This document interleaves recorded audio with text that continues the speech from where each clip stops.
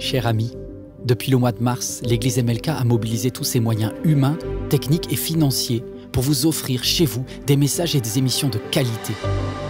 Car chaque jour, nos équipiers, qu'ils soient bénévoles ou salariés, donnent le meilleur d'eux-mêmes pour refléter l'amour de Jésus. La mission que Dieu a confiée à l'Église MLK consiste à communiquer son amour à vos enfants, à vos ados, à vos amis, à vos proches, à tous ceux qui décrochent de nos églises plus traditionnelles. C'est vraiment cet amour qui nous a attirés. C'est surtout pendant le premier confinement au mois de mars que nous avons découvert les émissions pour enfants. Vraiment, ça nous a bénis. On a passé des bons moments en famille à regarder. Donc moi et mes deux filles, on a regardé tous les mercredis pratiquement les émissions ML Kids. Et c'était vraiment une bénédiction pour moi ainsi que pour ma famille. Autrement qu'avec le parler, on peut toucher aussi avec le visuel. C'est juste génial ce qu'MLK arrive à faire en adaptant son message. Dieu est dans cette maison tout le temps, certes, mais le dimanche matin, il est là plus.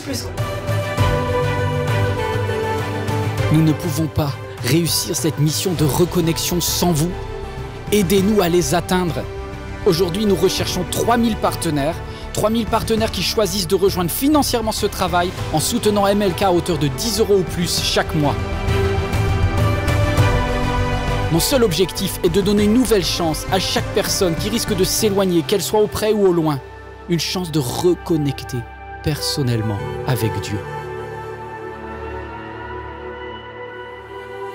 Aidez-nous. Devenez partenaire financier de MLK chez vous.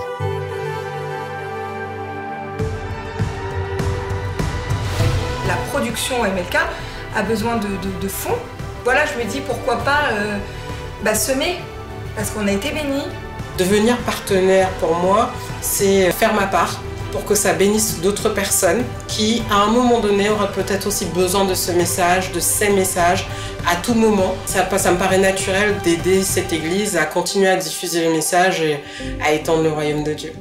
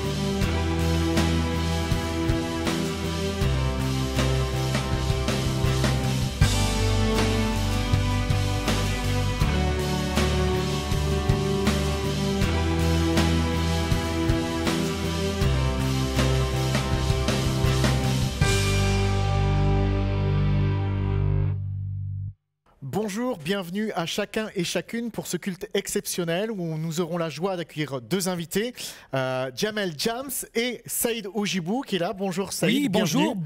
Salam alaikum Azoula Falaoun. Très heureux d'être à MLK. Je vais vous amener dans un avion Air Algérie. Inch'Allah, on va voyager aujourd'hui avec Sébastien. Effectivement, on va voyager. On va faire un voyage à travers une histoire de la Bible. Et je vous invite aussi à rester avec nous pour le moment de partage qu'on aura dans MLK chez vous. On va parler de l'église persécutée. On ira ensemble au Liban. Mais sans plus tarder, on va louer et bénir le Seigneur de tout notre cœur. Soyez bénis. Dieu d'Abraham, d'Isaac et de Jacob, tu s'ouvres ton image, de la terre tu fais un homme, tu trouves tes délices dans l'esprit de ceux qui t'aiment et qui soupirent après ta face. Dieu, ta louange sera toujours sur mes lèvres. En toi, rien ne change, ton amour reste le même. Tu tiens tes promesses et tu veilles pour accomplir ce que ta bouche a déclaré. Dieu fidèle à ton alliance, tes paroles sont vérité et puissance. Ils ne sont bénis dedans.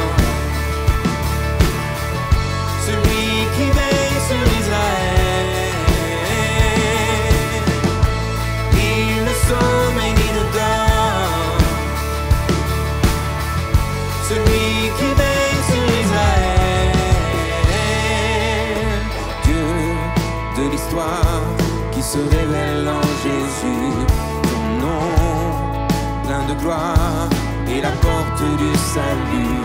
Tu règnes souverain, ta sagesse est sans égal et ton royaume n'a pas de fin. Dieu fidèle à tes décrets, ta parole demeurera à jamais. Il me sauve et il me donne, celui qui veille sur Israël. Il me sauve et il me donne, celui qui veille sur Israël. L'Éternel sera mon gardien, l'Éternel est mon bouclier, le protège. Il me sauve et il me donne, celui qui veille sur Israël.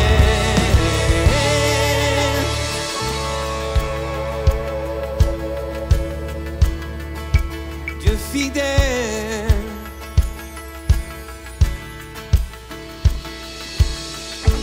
quand je traverse l'obscurité, tu es fidèle, tu es fidèle sur les montagnes, dans les vallées, tu es fidèle, tu es fidèle dans les épreuves, dans les dangers, tu es fidèle, tu es fidèle quand je succombe, quand je perds pied, tu es fidèle, tu es fidèle.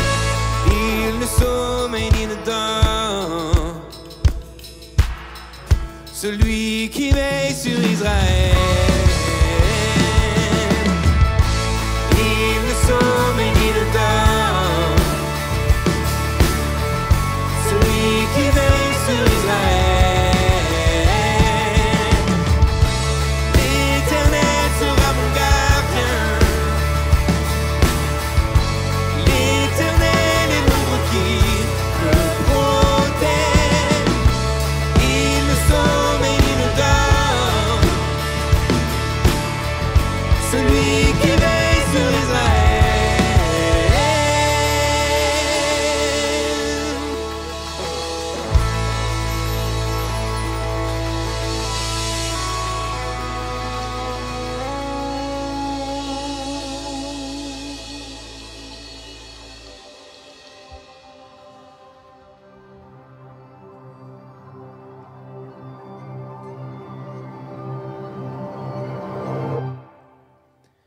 Comme l'enfant jouant sur le sable, croyant qu'il peut vider la mer,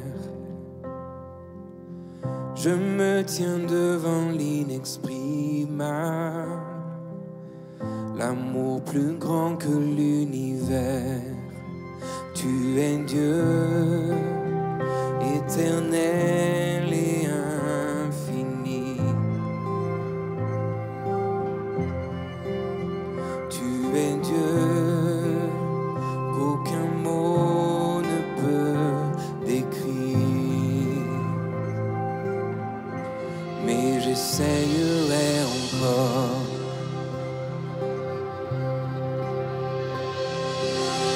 qui saurait dessiner ta grandeur, qui pourrait dire ta beauté. Des millions d'anges louent ta splendeur, mais tu te plais à m'écouter. Tu es Dieu, éternel et infini. Tu es Dieu, aucun mot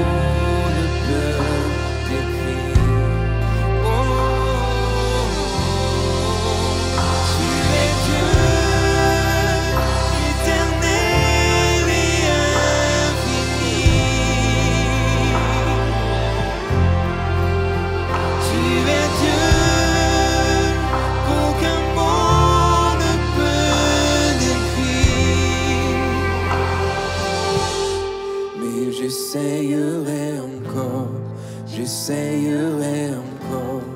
Mes mots sont imparfaits, mais je continuerai. J'essayerai encore, j'essayerai encore. Oui, pour l'éternité, nos chants vont résonner. J'essayerai encore, j'essayerai encore. Les mots sont imparfaits, mais je continuerai. J'essayerai encore, j'essayerai encore. Oui, pour l'éternité, nos chants vont résonner. J'essayerai encore, j'essayerai encore. Les mots sont imparfaits, mais je continuerai. J'essayerai encore, j'essayerai encore. Oui, pour l'éternité, nos chants vont résonner.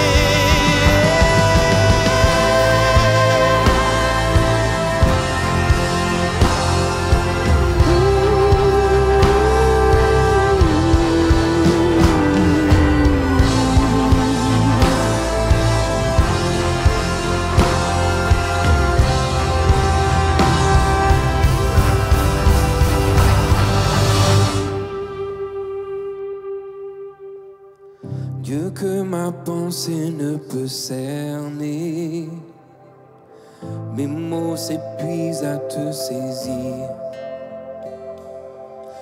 Mais quand je contemple ta beauté, mon cœur ne peut les contenir.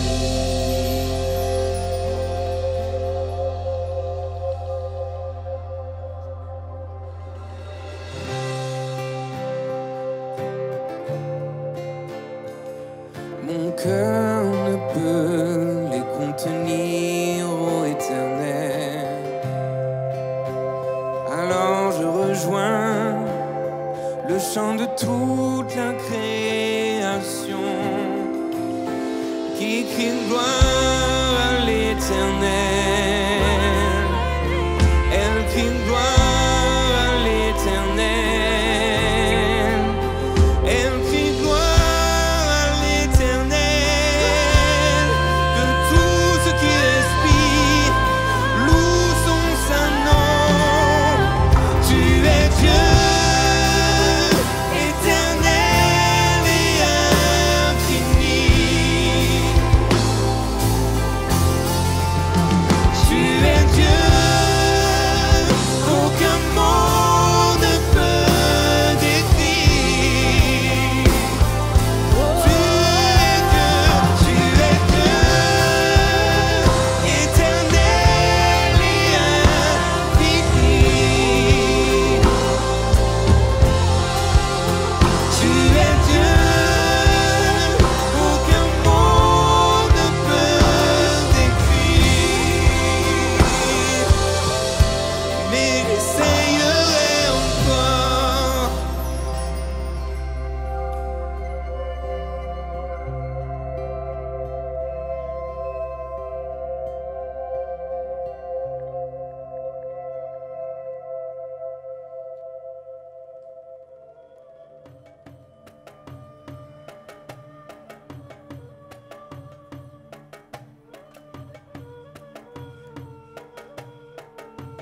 Il dit encore, un homme avait 2 fils.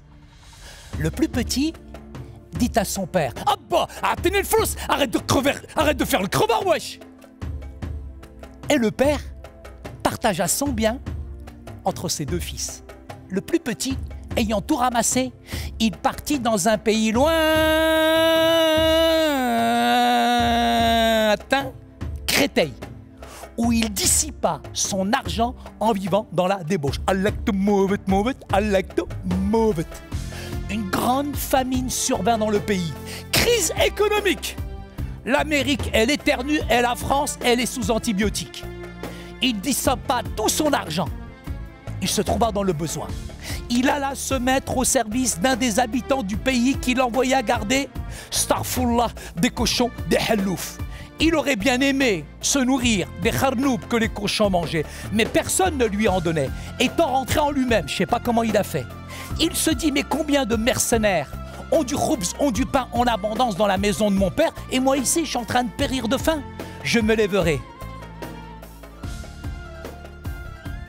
J'irai vers mon père. Et je dirai, Père, j'ai péché contre le ciel et contre toi. Je suis plus digne d'être appelé ton fils. Traite-moi comme l'un de tes ouvriers. Il se leva, il alla vers son père, et son père le vit de loin. Il courait à sa rencontre. Il se jeta dans ses bras. Il l'embrassa. Et le fils dit, Père, j'ai péché contre le ciel et contre toi. Je suis plus digne d'être appelé ton fils. Mais le père dit à ses serviteurs, amenez la djellaba. Mettez-lui un anneau à ses doigts. Mettez-lui les babouches, pas n'importe lesquels, Nike. Amenez le veau gras que nous avons engraissé. Tuons-le, réjouissons-nous, car mon fils que voici, il était mort. Il est revenu à la vie. Il était perdu et il a été retrouvé. Et ils ont fait une de ces teufs Hela Dawa.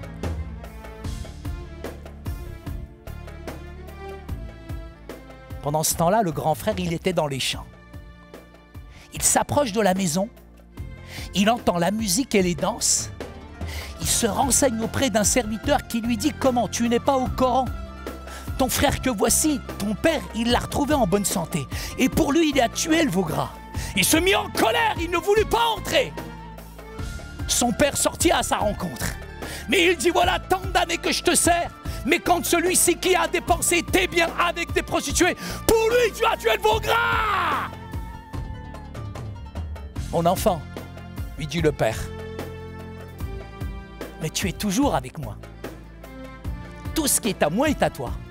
Il fallait bien se réjouir, car ton frère que voici, il était mort, mais il est revenu à la vie. Il était perdu, mais il a été retrouvé.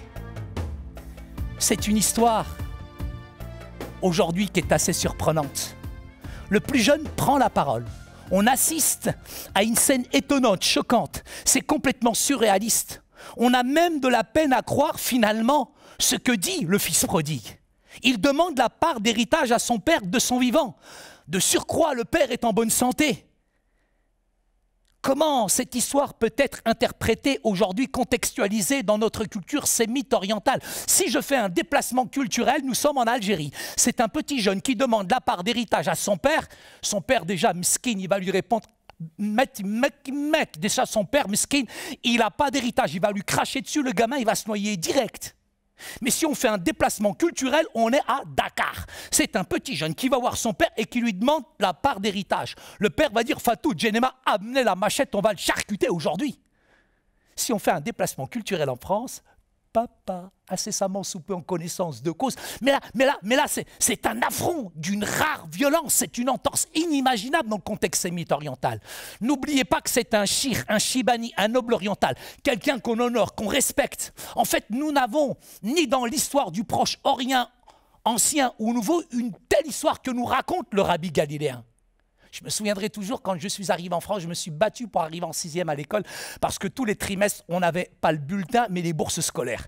Et je suis allé voir mon père pour le réclamer. D'ailleurs, en 6e, je crois que j'avais 15 ans, mais il y avait un gitan avec moi, il avait 19 ans. La vérité, il jurait toujours sur le Coran de la caravane.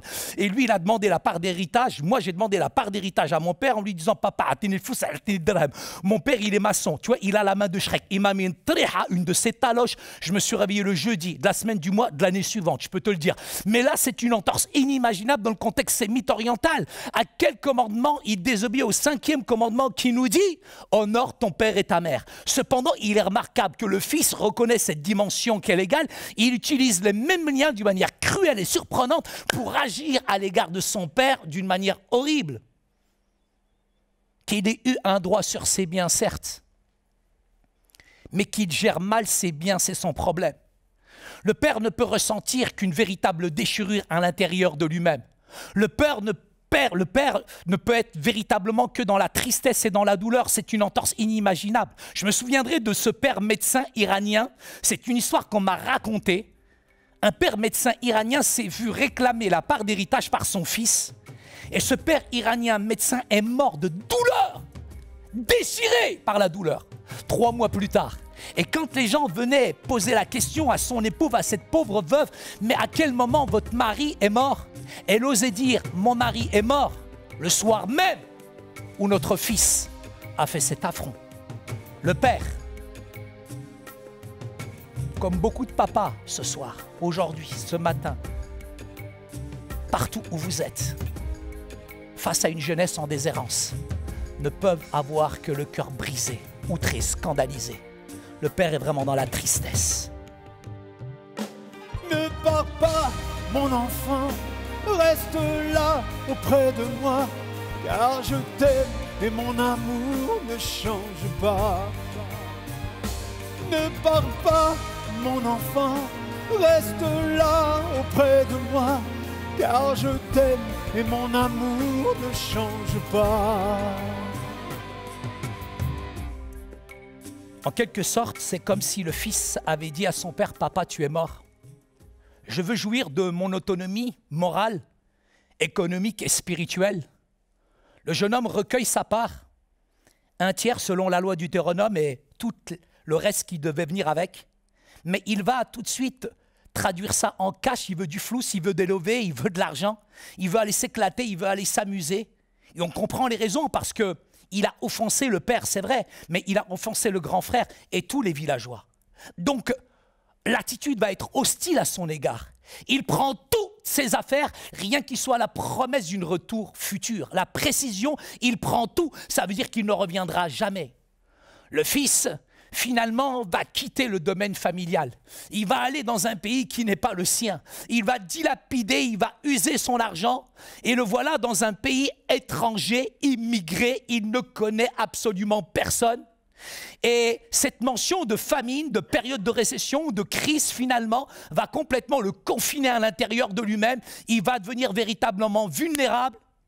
Et dans cette dégradation, dans cette humiliation spirituelle, indigence, perte de soi, perte de ses repères, et l'accent sur la famine véritablement nous montre à quel point il est fragilisé. Il fait ce choix complètement délibéré, c'est de rester dans le pays.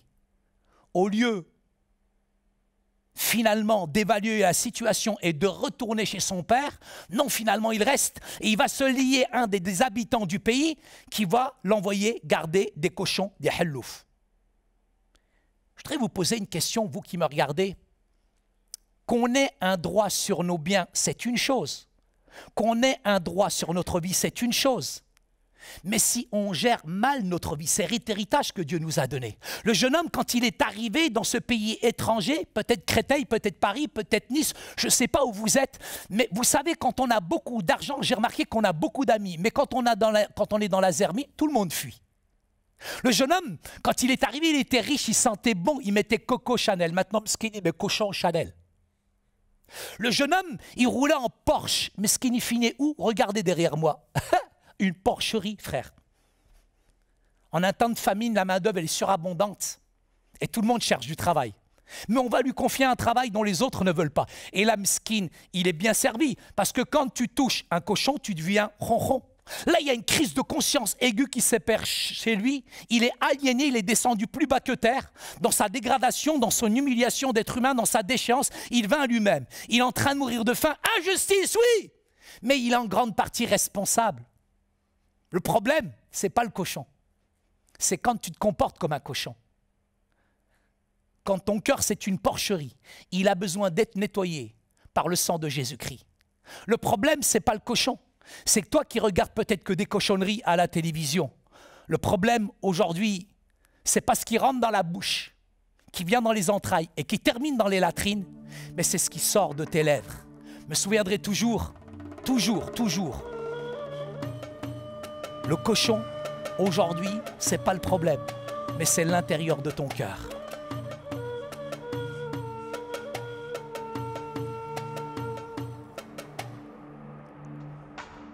Comme une biche soupira après les courants d'eau, ainsi mon âme soupira près de toi.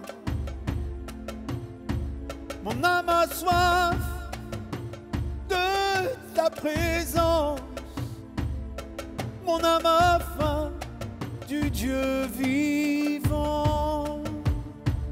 Pourquoi j'ai mis du haut dedans de moi mon âme? Espère en l'éternel et garde ses voies. Pourquoi t'as battu au-dedans de moi mon âme?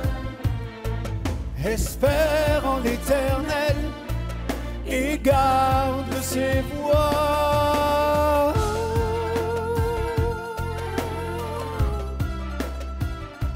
Il est en train de mourir de faim, il n'est plus suffisamment nourri, ce jeune homme. Je me souviendrai de mes parents. On dit que la fin justifie les moyens. Mais je me souviens, comme beaucoup de jeunes, c'est vrai, peut-être vous, aujourd'hui, où j'ai eu vraiment des embrouilles avec mes parents. Je me souviendrai toujours, je claquais la porte de chez moi, mais j'habitais une cité, je me retrouvais dans un HLM juste derrière le bloc. Le problème, c'est que nous, les Arabes, on a un phénomène physiologique à 4 heures de l'après-midi. À 4 heures, mon ventre, vous savez, je ne sais pas comment vous dites ça dans votre pays, entre le nord et le sud, gargouille ou grenouille, je ne sais pas quoi, mais mon ventre, il faisait... Et je voyais la lettre N en rouge se dresser devant moi. Après, je voyais la lettre U. Après, je voyais la lettre T. Je vous vois, bande de crevards. Oui, tout à fait Nutella. Effectivement, c'est la faim qui va le ramener finalement à la maison. Il est en train de périr de faim, il n'est pas suffisamment nourri, et c'est là où on se souvient de la maison de son père. Même si les pâtes de ta mère, peut-être qu'elles n'étaient pas bonnes, bah la vérité, quand tu as faim, tu les aimes, les pâtes de ta mère. Plutôt que de conversion dans un sens fort, il faut voir que ce jeune homme, finalement, il est en train de mourir de faim. Et là, il se dit, est-ce que c'est la manière dont j'ai dilapidé l'argent ou la manière dont j'ai claqué la porte? Le fils prodigue a clairement conscience de cette rupture entre le ciel et entre son père. Il dit, je suis plus digne d'être appelé ton fils. Ce n'est pas le repentir des fautes qui amène sa prise de conscience, mais simplement qu'il est au pied du mur, il est acculé, il n'a plus d'issue. Que le jeune homme soit hypocrite ou menteur, je ne pense pas. Mais en tout cas, il est vrai. Et vous avez besoin de vrai avec vous-même, vrai avec les autres et vrai avec Dieu. Ce que j'aime, c'est que ce jeune homme se désigne comme coupable, comme responsable. Il ne s'en prend pas à la société, ni aux autorités. Il ne s'en prend pas non plus à Nicolas. Sarak Zit. Tant que l'homme est capable de se désigner comme responsable, comme coupable, finalement, il a toutes les possibilités, finalement, de se réconcilier, de réussir dans sa vie. Le souvenir du père l'aide à refaire surface. Le plus modeste des ouvriers a du pain en abondance. Il évalue la situation et il décide de faire un courrier à son père. Il n'est plus le jeune homme, mais c'est un serviteur, c'est un esclave. Et il va se définir de la même manière comme esclave. On n'est pas esclave, nous sommes des enfants de Dieu. À celui qui croit, à celui qui le reçoit. Il a donné ce soir, ce matin, aujourd'hui, le pouvoir que tu deviennes son enfant. Mais lui, il se désigne comme un esclave, un vacataire. Il va retourner au service de son père et il veut réparer, il veut monnayer, il veut racheter tout ce qu'il a perdu. Le jeune homme a l'intention de regagner le ciel. Mais tu peux atteindre le ciel, tu ne pourras jamais l'atteindre parce que le ciel, il nous a atteints il y a 2000 ans. Il avoue son échec, il avoue sa défaillance. Mais dans cette perspective, contexte sémite oriental, je vais me tourner vers les anciens du village. Les anciens du village sont scandalisés, outrés à l'idée que le jeune homme veuille revenir. Puisque même s'il s'excusait, il y a une forme de repentance, une excuse, une minauderie du bout des lèvres. Mais Madame Dolto, de son prénom Fatima Dolto, nous dit qu'il nie son village, son père, sa famille et toute sa vie passée. Mais chez nous, dans les traditions berbères aujourd'hui, il y a un rite qu'on appelle la kessasah, où on prend la jambe droite avec la babouche et on la jette à l'entrée du village, là où le téléphone arabe n'est jamais en panne dans nos banlieues. Et là, on déclare le jeune homme finalement à l'extérieur du village. Le jeune homme, tout le monde va l'accueillir. Je dirais avec aucun honneur, mais avec le rejet. Il a humilié son père. Il a humilié sa famille. Il n'y a pas de prix que de payer véritablement ce qu'il a fait. Je vais déplacer, si vous voulez bien, le projecteur en direction du père quelques instants. Et j'aimerais que vous puissiez regarder son visage. Combien de papas, combien de pères sont aujourd'hui brisés, cassés, détruits parce que les enfants sont partis. Nous sommes face à une jeunesse en déshérence dans nos quartiers paupérisés, fragilisés, ou dans d'autres quartiers favorisés, où les jeunes sont hameçonnés, harponnés, ils oublient leur conscience, ils sont violés mentalement, psychologiquement, et ils oublient leur conscience, ils sont capables de n'importe quelle folie. Combien de jeunes aujourd'hui ont quitté le foyer parental? Regardez ce père comme il est cassé, comme il est brisé, comme il est détruit, ce déchirement qu'il a à l'intérieur. T'as perdu ton père, t'as perdu ta femme, t'as perdu tes enfants, t'as perdu ton mari, t'as perdu ta propre fille, mais garde espoir. Regarde le visage de ce père. Ce père, il est plein d'amour, il est plein de tendresse. À l'intérieur de lui, il aime son fils, il l'aime.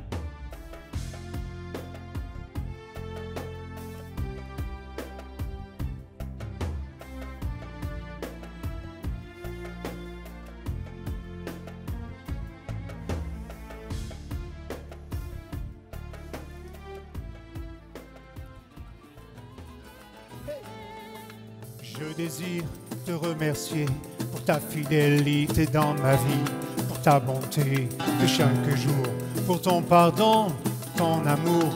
Tu as exaucé ma prière dans le désert de ma vie. Tu t'es révélé à moi. Quand j'ai prié, tu étais là. Quand j'ai crié, tu es venu. Et tu m'as secouru, tu m'as tendu les bras. Quand j'étais perdu, c'est Jésus qui est venu. Oui, j'ai tant besoin de toi, de ton amour en moi, de la foi qui renverse les montagnes, de sentir ta présence qui rassure mon cœur.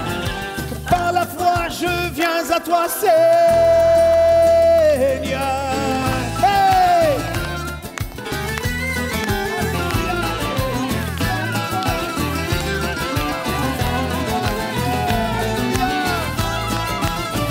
Hey!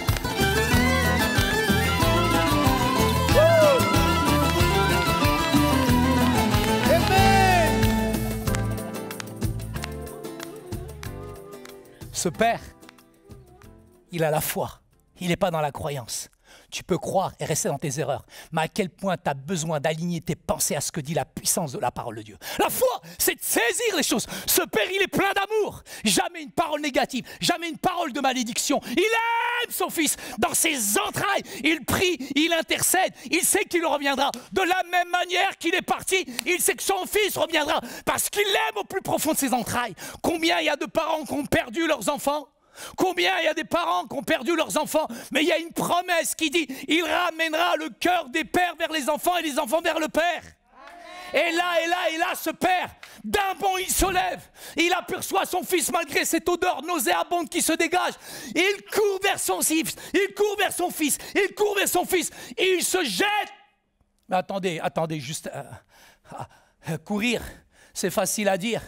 Mais honnêtement, culture sémite orientale, j'ai jamais vu mon père courir. D'ailleurs, j'ai un ami africain, quand il est arrivé en France, le pauvre, il arrive dans le métro. Oh, dans le métro. Qu'est-ce qu'il voit? Tous les Parisiens en train de courir. Il dit aux Parisiens avec ses bagages, mesquine, le pauvre, pourquoi vous courez? Mais pour aller au travail, voyons. Et lui, il leur a dit, mais nous, on court quand il y a un lion dans le village. On court quand il y a le feu dans la jungle. Jamais un Shibani, un noble oriental court. Mais le père, en courant, il s'humilie publiquement. Il protège son fils contre la moquerie, contre la raillerie. Il protège son fils contre la colère des villageois. Là, on voit toute la tendresse, tout l'amour d'un père pour son fils, parce qu'il considère son fils. Et le père, il se met devant le village. Il prend toute la violence, il prend toute la conséquence. Et là, à l'entrée du village, il paye le prix qu'aucun père ne peut payer. Suspendu entre le ciel et la terre, je connais quelqu'un qui a déchiré son corps, qui a pris ce qu'il avait de plus cher et qui a jeté son cœur sur terre. C'est difficile de croire dans l'incarnation. C'est difficile de comprendre que aujourd'hui Jésus, il est le Fils de Dieu. Mais on ne divinise pas un homme. Quand Dieu, au service de sa puissance, il met son amour. Vous avez toute la gloire de Dieu qui éclate. Il s'humilie, il s'incarne, il vient sur cette terre. Et en même temps, c'est toute la gloire de Jésus qui éclate. Oui, j'ai jamais vu un père courir dans une cité, dans un quartier, quand son fils sort de prison, tout le monde a honte. Mais Dieu n'a pas eu honte de toi. Il a couru, il s'est jeté sur la terre des hommes parce qu'il t'aime aujourd'hui. Il a donné son sang pour toi. Il a donné sa vie pour toi. J'ai jamais vu un père courir, mais j'ai vu Dieu courir dans cette humanité parce qu'il t'aime, il nous aime. Si tu savais à quel point il t'aime, Jésus. Il prend tout sur lui, l'humiliation. Quelle tendresse, quel amour. Quel privilège d'être aimé par ce Dieu. Le jeune homme voit les choses d'un œil nouveau. Il voulait se racheter, mais il ne peut pas se racheter. Tu ne peux pas atteindre le ciel. Le ciel nous a atteint historiquement il y a plus de 2000 ans. La religion blanchit la surface, mais la puissance de l'évangile transforme l'intérieur du cœur. La religion te prend tel que tu es, mais quand Jésus vient chez toi, il ne fait pas de toi un chrétien, mais un disciple véritablement qui rentre dans le pays promis, dans la Canaan céleste. Il fait de toi véritablement partie du royaume. C'est à ce stade qu'il faut situer aujourd'hui ce que c'est que la repentance, parce qu'il y a tellement de fausses repentances aujourd'hui qui nous amènent à de fausses conversions. Mais la vraie repentance, c'est de réaliser ce crime contre ce Dieu, cette relation que nous avons brisée, cette relation que nous avons détruite, cette souffrance que nous infligeons au Père Céleste continuellement. Et la capacité, c'est celle-ci aujourd'hui de la repentance, c'est de dire non, takabarunfir, c'est de dire non à l'orgueil. La grâce ne juge pas, la grâce ne condamne pas. La grâce n'achète pas, elle ne se monnaie pas. On la reçoit parce que c'est la seule solution. C'est là, c'est maintenant qu'il comprend que rien ne se mérite, rien ne s'achète, tout n'est que grâce. Et c'est là où le Père, finalement, va dire à ses serviteurs, il va le rétablir, il va dire amenez-moi, amenez-moi, amenez-moi la djellaba, amenez-moi le vêtement. Vous savez, cette tunique, elle est unique, cette tunique. On la donne dans les grandes occasions de fête. Le Père, il est tellement dans la joie qu'il va demander à ses serviteurs, amenez-moi le vêtement. Il n'y en a qu'un, et on le reconnaît quand il le met. Tu es complètement rétabli. Tu peux être complètement réinvesti. Là où tu as été déçu, tu as été trompé. Là où on a déclaré des paroles négatives au nom de Jésus, je les annule parce que tu as reçu un vêtement de justice, une bonne fois pour toutes à la croix du calvaire. Le Père, si les hommes ne te font pas confiance, peut-être que tu as été trahi, peut-être que tu as été détruit. Mais je te dis que Jésus, maintenant, ce matin, aujourd'hui, ce soir, il te redonne cet anneau. Tu peux acheter, tu peux monnayer. Là où l'homme t'a trahi, là on ne te fait pas confiance. Dieu te fait confiance. Il te redonne toute ta dignité. Il te redonne tous tes droits. Dieu te redonne tous tes droits au nom de Jésus. Saisis la victoire aujourd'hui. Reprends tes droits. Reprends tout ce qu'il a dit, tout ce qu'il a proclamé sur toi. Tu es un enfant de Dieu. Tu n'es pas un échec. Tu es la vie. Il te donne la vie ce soir. Père, il est dans la joie. Excusez-moi, culturellement, quand le Père dit mettez-lui des sandales, est-ce que vous êtes déjà allé chez des Arabes? Quand on arrive chez des Arabes, des familles maghrébines, avant de rentrer chez eux, qu'est-ce qu'on fait? Bien sûr, on n'enlève pas que les chaussures, on commence par nous dire bonjour, ça fait quand même plus de 50 ans qu'on est en France. Oui. On enlève les chaussures. Vous vous rendez compte, les invités qui vont arriver, ils se déchaussent. Les serviteurs qui sont dans la maison, ils se déchaussent. C'est le seul qui a des souliers. Dieu veut que tu marches avec des souliers spirituels en nouveauté de vie. Là, tu marchais, tu ne marcheras plus. Tu vas marcher sur une terre sainte, tu vas marcher sur des promesses, tu vas marcher sur des scorpions, tu vas marcher sur tes ennemis, tu vas marcher sur toutes les choses sur lesquelles finalement ça t'avait détruit. Au nom de Jésus, ce matin, ce soir, aujourd'hui, je le déclare dans ta vie, je le proclame dans cette année 2021, dans ce confinement, Dieu va te déconfiner spirituellement au nom de Jésus. Le veau gras, le veau gras, le veau gras. Croyez-moi, si je fais un déplacement culturel, vous croyez qu'en Afrique du Nord, on mange de la viande tous les jours. Chez nous, quelqu'un qui ne mange pas de viande, bien sûr, en France, vous appelez ça un végétarien, un végétalien, un vegan. Je suis complètement perdu avec tout ce que vous me faites là. Mais croyez-moi, chez nous, on appelle ça un pauvre. C'est pas un veau. Ça fait des semaines, des mois, des années, des siècles qu'ils sont en train de nourrir ce veau. C'est pas un veau, c'est un craptosaure à poil dur. Et là, le Père, il est tellement dans la joie qu'il va dire à ses serviteurs, tuons-le, ce veau que nous avons engraissé. Et chez nous, ça se traduit toujours dans la joie.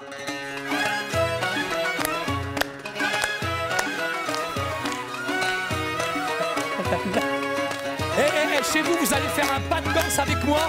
Vous allez mettre un pas à droite, un pas à gauche, un pas à droite, un pas à gauche. Levez-vous, Pierrette, Maria, etc.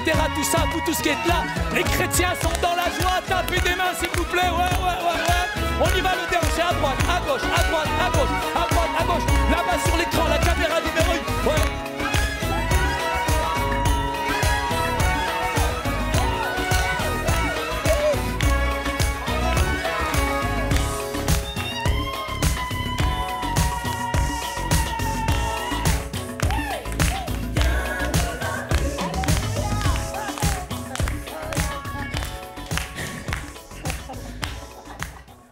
On n'est pas des chrétiens constipés, frère. Hein. On est dans la joie quand même. Hein. Vous savez, dans cette parabole du fils prodigue par défaut, ou l'amour de Dieu pour ses deux enfants, on oublie toujours la deuxième partie. En fait, on s'arrête toujours à la première partie parce qu'on n'aime pas la deuxième partie, parce qu'en fait, c'est comme un miroir, on se voit nous-mêmes. En fait, l'autre, il est dans l'église, ça fait des siècles, le grand frère. Il a un pied à MLK et il a un pied, Maria, à Métropolis, c'est ça? Race de vipère, va. Il est Alléluia, Alléluia, Alléluia. En fait, je ne comprends pas, lui, il est dans les chants, dans les traditions, dans les rites. Il n'est même pas au Coran du retour de son frère. Il regarde sa montre, 22h, il fait le 17 tapage nocturne. Il se renseigne sur la situation. Il va au fond, il fouille. Et le pauvre, il prend même des anxiolytiques, des antidépresseurs. Quand il réalise comment son frère a été béni, il a le seum, il est vénère, frère. Et là, il fouille. Il dit, il lui a donné ça. Golwallah, il lui a donné. Il a tué le Vokra. Oui. Il lui a mis les babouches Nike. Waouh! Il a la rage, il a la haine. Il dort plus mesquine. Il fouille. Et plus tu fouilles, plus ça sent mauvais et tu dors pas de la nuit. Il a le seum, il a la rage, la jalousie. Le grand frère, c'est un saint, mais c'est un hypocrite. Il brille juste sous le regard du pasteur, c'est un religieux. Ça fait des années qu'il va à l'église. Merci Seigneur pour le déconfinement parce qu'il a révélé son vrai visage. En fait, c'est un chrétien, c'est pas un disciple. Et il va dire, voilà tant d'années que je te sers. Comment tu sers? Quelles sont tes motivations? Tu m'as jamais donné un chevreau pour que je me réjouisse avec mes... Sa joie, elle n'est pas MLK, sa joie, elle est à l'extérieur. Tu m'as jamais donné un chevreau pour que je me réjouisse avec mes... En fait, il n'est pas là, il est toujours là-bas. Il a un pied ici, mais sa tête est ailleurs, le cœur est ailleurs. Tu m'as jamais donné un chevreau pour que je me réjouisse avec mes amis. Et il s'exclut de la famille. Il va dire ton fils, il ne dit pas mon frère. C'est quand tu vas dire mon frère. Il dit ton fils. Et d'ailleurs, il ne donne pas le titre de père. C'est méprisant, c'est humiliant dans notre culture sémite-orientale. C'est grave ce qu'il a fait, c'est grave, c'est scandaleux ce qu'il a osé prononcer comme parole. Il n'y a pas de mots pour décrire à quel point finalement il a brisé le père, il a humilié le père. On voit que sa relation, elle est superficielle, elle est stérile. J'ai jamais désobéi à l'un de tes ordres. Tu donnes ta dîme, tu vas à l'église tous les dimanches, culturellement, traditionnellement. Mais est-ce que véritablement il y a une intimité avec le Père? Il y a une relation avec le Père? Quelles sont tes motivations? Comment tu sers? Comment tu vis ta vie chrétienne? L'un, c'est un pécheur honorable, mais l'autre, c'est un saint hypocrite. Est-ce qu'on peut dire que le Père est toujours Père? Le Père va dépasser ce stade parce qu'il accorde la priorité à la vie. Le Père est sensible à la misère de son Fils. Il aurait pu le châtier, mais il répond et il dit, celui-ci, le ciel s'ouvre. Il dit, celui-ci est mon Fils bien-aimé, dans lequel je mets toute mon affection. Aujourd'hui, il met toute ton affection. Peu importe ce que tu penses, peu importe ce que tu dis, peu importe l'image que tu as dégradée de ton Père. Ce Père va dire, mon enfant, tu es toujours avec moi. Tout ce que j'ai est à toi. En fait, il lui fait comprendre, arrête de vivre dans le misérabilisme spirituel, arrête de vivre dans la mendicité spirituelle. Combien êtes-vous aujourd'hui, ce matin, ce soir, à vivre dans cet misérabilisme spirituel? C'est quand tu vas rentrer dans la terre promise, dans la Canaan, parce que tout a été accompli. Il n'y a pas de double ou triple onction. Nous avons tout reçu pleinement en Jésus-Christ. Dieu te dit, mais tu es mon enfant, je t'aime. Simplement entre dans ces promesses que j'ai données déjà il y a 2000 ans. Il était mort, il est revenu à la vie. Mais est-ce que ce jeune homme qui est mort spirituellement à l'intérieur de cette communauté va revenir à la vie? Je voudrais juste vous dire que j'ai beaucoup étudié cette histoire, j'ai sondé les Écritures de la Genèse à l'Apocalypse. J'ai remarqué qu'il y a beaucoup d'histoires qui se terminent, bien ou mal. Mais cette histoire, le problème, c'est que je ne sais pas comment elle se termine. C'est comme les feuilletons américains, ils sont tous Américains, ils sont toujours en train de gagner. Comme La Maison dans la Prairie, quand ils n'ont plus rien à manger, Charline Gals Zama, il joue du violon. Et là, on ne sait pas comment cette histoire se termine. Et je me suis posé une question, pourquoi? Parce qu'aujourd'hui, cette histoire, je te donne l'occasion, je te donne la chance de la terminer spirituellement. Est-ce que tu vas rentrer et te réconcilier avec le Père divin? Est-ce que vraiment tu vas rentrer dans cette repentance qui est vraie, qui est sincère? Est-ce que tu vas te réconcilier avec tes frères et sœurs? Est-ce que tu vas rentrer non seulement dans ce pardon, mais aussi dans les promesses qui te sont données? Dieu peut te bénir même dans cette période de confinement. Dieu peut véritablement toucher ton cœur, toucher ta vie. Il est le Dieu d'amour. Il est plein d'amour, plein de sollicitude. Peu importe ce que tu penses, mais aligne tes pensées à ce que dit la puissance de la parole de Dieu. À celui qui croit, à celui qui le reçoit. Il te donne le pouvoir, la force, la capacité d'être son enfant. Ce jeune homme a besoin de guérison. Il y a la guérison physique, certes, mais il y a la guérison de l'âme. Il y a la guérison de l'esprit. Et je pense que comme la parabole du Samaritain qui nous parle de l'huile et du vin, on a besoin véritablement de l'huile de l'onction qui viennent penser, guérir l'intérieur de ton cœur. On a besoin de ce vin purificateur qui va nettoyer toutes ces cicatrices, toutes ces scories. La guérison du cœur, elle est vraiment importante. Tu as besoin d'être guéri, tu as besoin d'être transformé, tu as besoin d'être lavé. Je proclame la guérison au nom de Jésus dans ta vie. Véritablement, c'est pas ces meurtrissures que nous sommes guéris. Et véritablement, je prends ce dépôt qui a été acté véritablement il y a 2000 ans. Et cette promesse qu'on retrouve dans Ésaïe, c'est par ces meurtrissures que nous sommes guéris. Sois guéri maintenant. باسم يسوع المسيح آمين.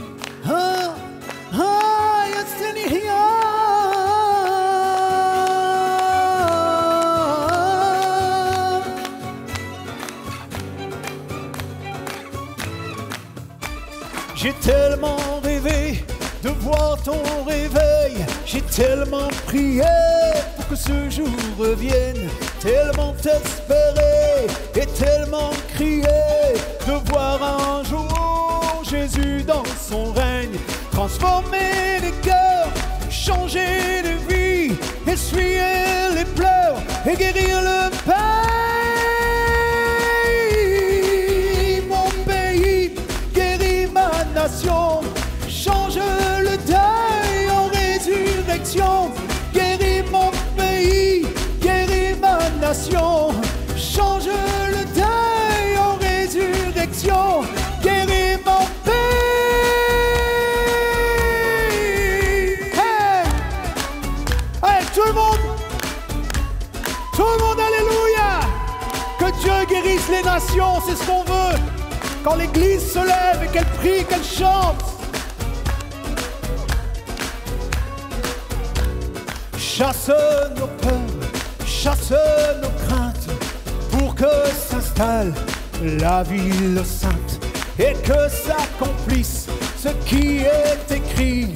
Les guérisons, les signes, les prodiges, transformer les cœurs, changer les vies, essuyer les pleurs et guérir le pays.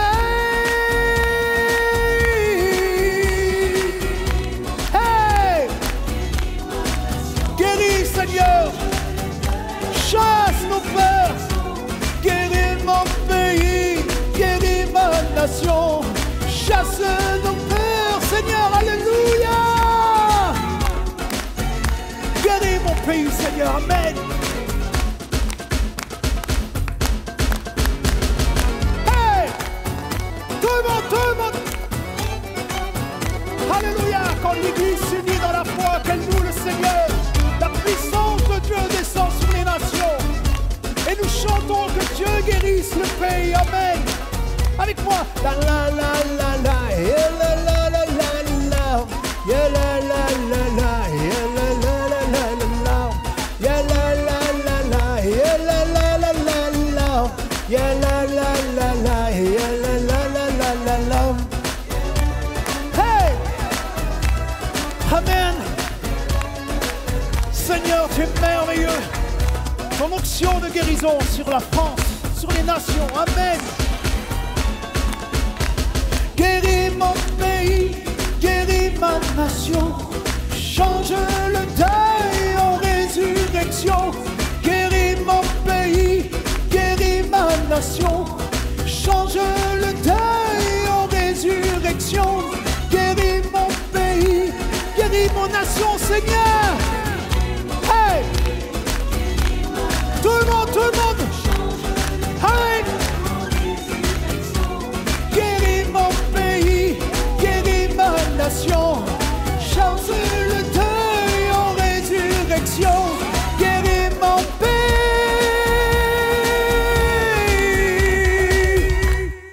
Hey! On se retrouve maintenant pour MLK+, avec nos deux invités, Saïd et Jams. Jams, c'est vers toi que je me tourne. Oui. Tu es un artiste, tu chantes depuis des années maintenant. Oui. Tu as produit plusieurs albums, j'en ai un oui. Là dans les mains. Est-ce que tu peux nous en dire un petit peu plus sur ton nom? Pourquoi Jams? Ton vrai nom c'est Jamel? C'est Jamel, oui. Mon prénom c'est Jamel. Tu as choisi comme nom d'artiste Jams? Jams, oui, parce que quand j'étais jeune, en fait, on m'appelait toujours Jams. C'était comme un pseudo. Et puis j'ai découvert en fait un peu plus tard, quand j'ai commencé le premier album en 1999, quand j'ai fait l'album Riposte, il fallait un nom artistique. Et on a utilisé Jams. Jusqu'au jour où j'ai essayé de comprendre ce que ça voulait vraiment dire Jams. Et en fait, un pasteur suisse qui m'a appelé, m'a dit, tu sais ce que ça veut dire? Ça veut dire disciple de Jésus, ami des musulmans. Et c'est vrai que j'ai à cœur les musulmans, j'ai à cœur de leur annoncer l'évangile au travers de ma musique. Et c'est d'ailleurs pour ça que j'ai choisi en fait de garder ce prénom Jams, comme Jésus a appelé Saul, il l'a appelé Paul, Simon, il l'a appelé Pierre. Ben, moi, j'ai gardé ce prénom. C'est un nom qui a du sens et je crois que c'est vrai, Jésus, il remet du sens dans nos vies, ouais. Il donne un sens à notre vie, ça c'est extraordinaire. Tu as écrit plusieurs chants, tu nous as chanté une chanson notamment qui s'intitule « J'ai tant besoin de toi ». Et est-ce que pour nos auditeurs, ceux qui sont avec nous en ce moment, est-ce que tu pourrais nous dire pourquoi tu as écrit cette chanson, le contexte un petit peu dans lequel tu as écrit cette chanson? Ça remonte en 1973, je n'étais pas chrétien, j'avais à peu près l'âge de 12 ans. Et je vivais en Algérie des moments très difficiles. Mes parents étaient décédés. J'étais parti me recueillir sur leur tombe. Malheureusement, les papiers, je n'avais plus les papiers, plus de tuteur pour revenir en France. Et donc, on a vécu, mon frère et moi, des moments très, très, très difficiles. On dormait même dans les conteneurs de Bab el-Oued. On essayait de se débrouiller. Et on a travaillé dans les marchés, on a travaillé dans les stations essence, dans les champs de pastèques. Et chaque jour, je priais Dieu qu'il puisse me faire revenir voir ma famille en France, puisque je suis né en France. Et un soir, j'ai crié de toutes mes forces, j'ai crié « Dieu, j'ai tant besoin de toi ». Et au bout de 15 jours, il y a eu un miracle, c'est que tout est rentré dans l'ordre, les papiers, les billets d'avion, je suis revenu en France. Et quand j'ai écrit Louange Arabica, je me suis rappelé que ce mot revenait dans mon cœur, j'ai tant besoin de toi. Et c'est d'ailleurs pour ça que j'ai écrit ce chant. Dans le désert de ma vie, tu m'as rendu ma dignité, tu m'as pardonné et tu m'as aimé. Voilà, c'est un peu l'histoire de ce chant. Merci James, on comprend. Dans tout ce que tu as traversé, c'est vrai, souvent on se croise, on ne prend pas le temps d'écouter nos histoires, mais c'est tellement enrichissant de pouvoir écouter nos histoires. Et si quelqu'un nous regarde en ce moment, tu l'as entendu dans ce message, vous l'avez entendu, mais quand on dit à Dieu, j'ai besoin de toi, il est celui qui nous entend. James, t'en es le témoin, et tu témoignes et tu chantes, et vraiment on te remercie pour ça. Et si vous voulez en découvrir plus sur James, il y a les infos qui sont actuellement disponibles sur vos écrans, et je vous invite vraiment à découvrir l'univers de James, ce qu'il chante et cette musique orientale. On a passé vraiment un beau moment tous ensemble, Saïd. On a été désorientalisés. Désorientalisés et réorientés. Oui. Et merci pour ce message que tu nous as apporté, un message d'amour, de compassion et de pardon. J'ai noté ceci dans ce que tu as pu dire. Tu as dit, Tu es un enfant de Dieu, tu n'es pas un échec. Amen, amen. Et au nom tu de as, Jésus. tu as également souligné ce passage extraordinaire dans Bien sûr. Ésaïe qui dit c'est par les meurtrissures, Que nous sommes guéris. par ces meurtrissures Amen, que nous amen, sommes amen, guéris. amen, amen. Et le prophète, bien des années avant, parlait Bien des sûr. meurtrissures de Jésus. Yes. Jésus qui a donné sa vie sur la croix. Et sans plus tarder, j'aimerais partager avec vous ce que Jésus nous demande de partager ensemble. Et vous êtes chez vous, on vous invite peut-être à prendre du pain, à prendre le fruit de la vigne, là où vous êtes dans vos salons, dans vos maisons, si vous en avez l'occasion. Et Jésus a dit, faites ceci en mémoire de moi. On veut se souvenir que Jésus a été meurtri, il a été couronné d'épines, il a été frappé de coups, il a été cloué sur la croix pour prendre notre place, pour payer notre dette. Et en partageant ce pain et ce fruit de la vigne, eh bien, on veut se rappeler de ce que Jésus a fait pour nous. Amen. Alors, je t'invite, Saïd et James, on va partager ensemble ce pain. Merci.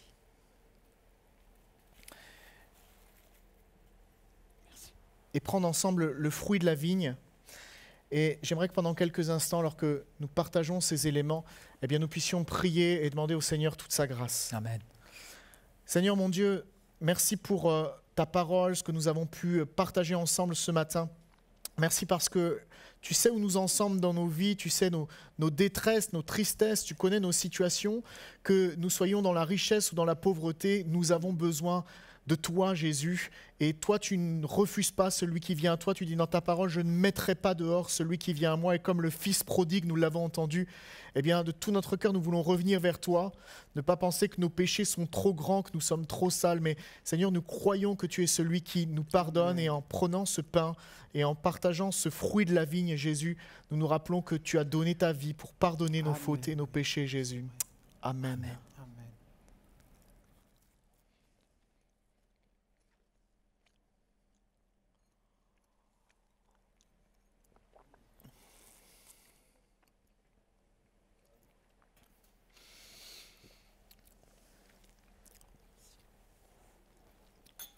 Saïd, oui.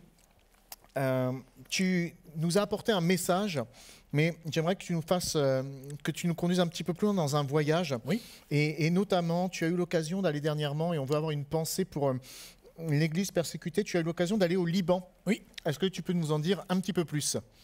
Simplement, je ne pouvais pas être dans l'inertie face à cette double explosion qu'a frappé le Liban le 4 août, puisque c'est 82 000 appartements dévastés, 310 000 personnes ont été touchées. Ça a soufflé sur une circonférence de 3 km et beaucoup de chrétiens. C'était un quartier chrétien, Ashrafiyé. Donc je devais être en identification avec nos frères et sœurs et suite à l'appel téléphonique d'un collègue, nous avons fait une levée de fonds. Oui. Et puis après, donc, on s'est dit, on va manifester aussi, l'évangile, c'est aussi des actes. Donc on a manifesté notre amour aussi par du matériel, puisque je suis allé au Liban avec 23 valises, avec beaucoup de médicaments. Un ami qui s'appelle Rafik m'a aidé aussi pour apporter ces valises. Et quand je suis arrivé là-bas, la catastrophe était beaucoup plus conséquente que ce que je voyais en fait à la télévision. Entre autres, ce sont les personnes âgées qui m'ont beaucoup touché, puisqu'ils n'avaient pas de gazinière, ils n'avaient plus de frigo, plus rien du tout. Et les personnes âgées ne pouvaient même pas se payer un taxi, parce qu'il y a la dévaluation de la monnaie, il y a la Covid qui a frappé le pays, donc le pays est complètement paupérisé, fragilisé.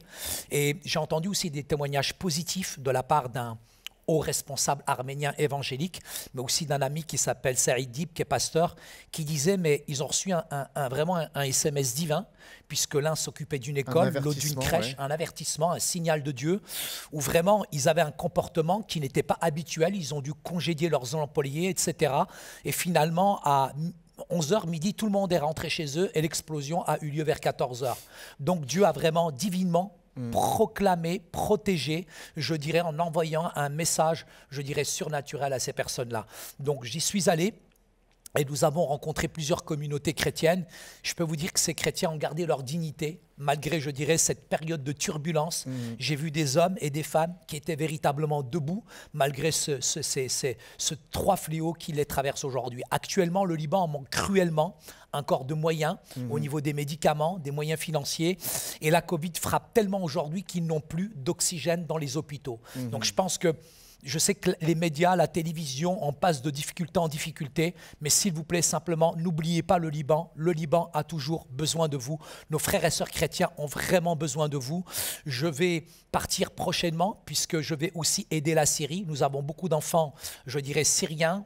Après Daesh, ça a été un véritable fléau. Il y a plus de 2000 enfants qui sont dans un camp aujourd'hui. Et j'ai 4 valises aussi pour eux, avec des vêtements, avec des écharpes, etc., parce qu'ils traversent aussi une période de froid.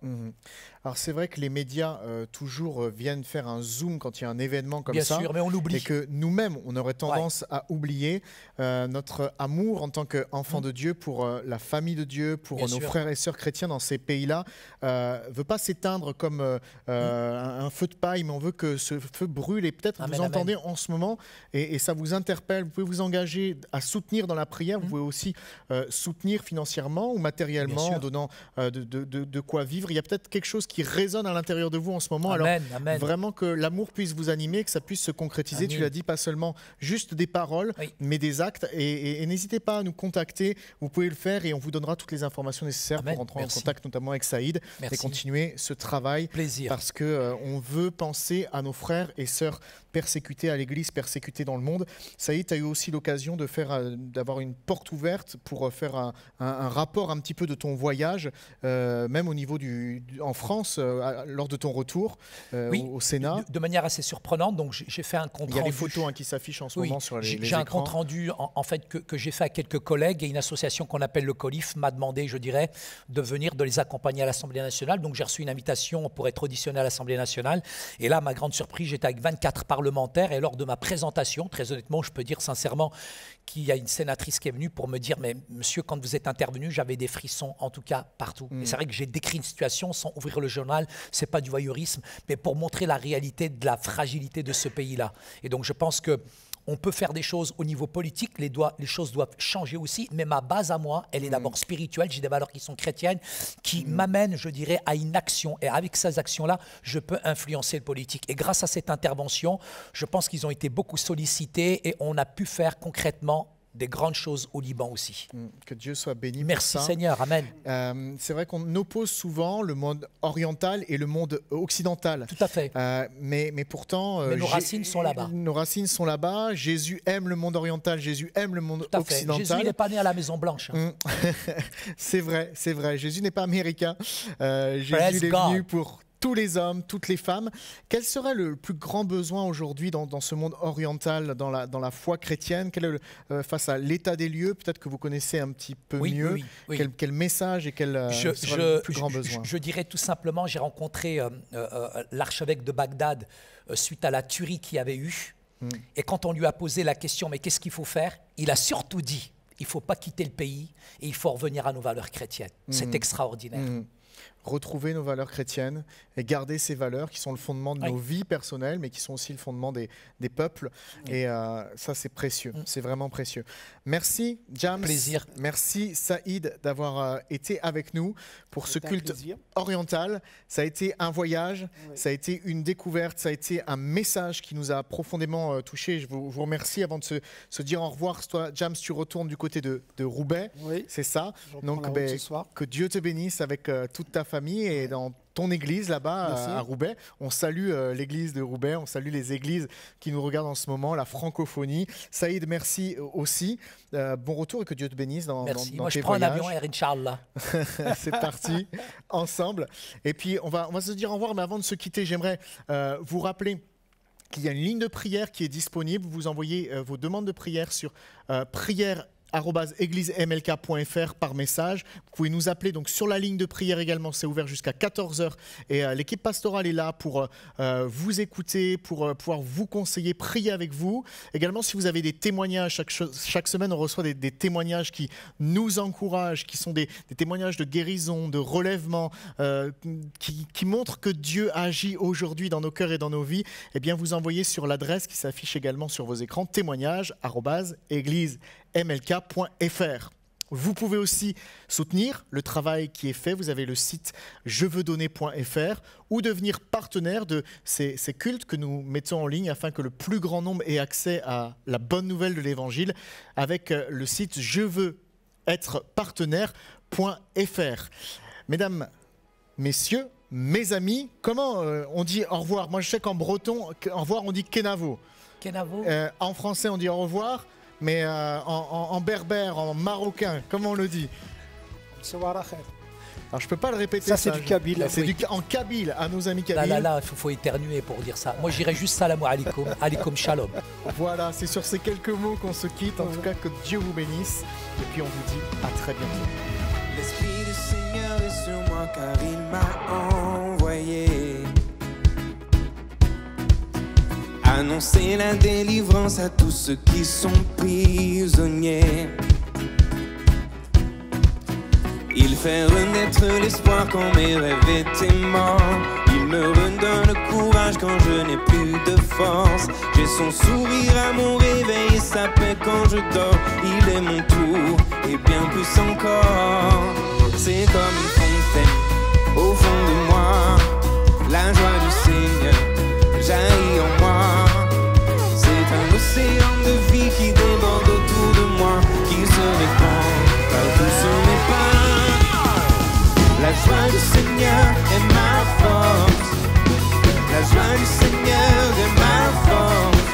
Quel que soit demain, je ne craindrai rien, car la joie du Seigneur est ma force. L'Esprit du Seigneur est sur moi. L'Esprit du Seigneur est en moi. Il remplit mon cœur, je suis sa demeure. Oui, l'Esprit du Seigneur est en moi.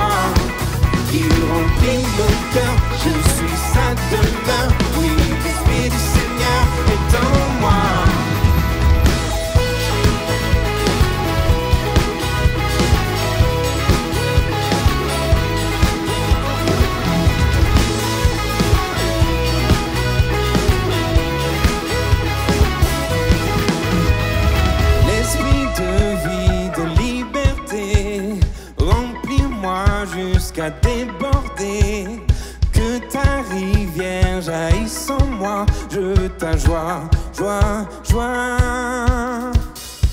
Esprit de vie, de liberté, remplis-moi jusqu'à déborder. Que ta rivière jaillisse en moi. Je veux ta joie, joie, joie. La joie du Seigneur est ma force. La joie du Seigneur est ma force. Quel que soit demain, je ne craindrai rien, car la joie du Seigneur est ma force. L'Esprit du Seigneur est sur moi.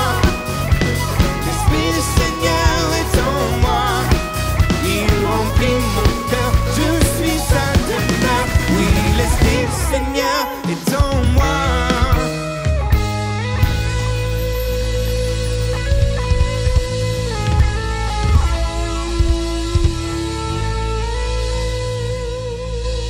T'a parlé?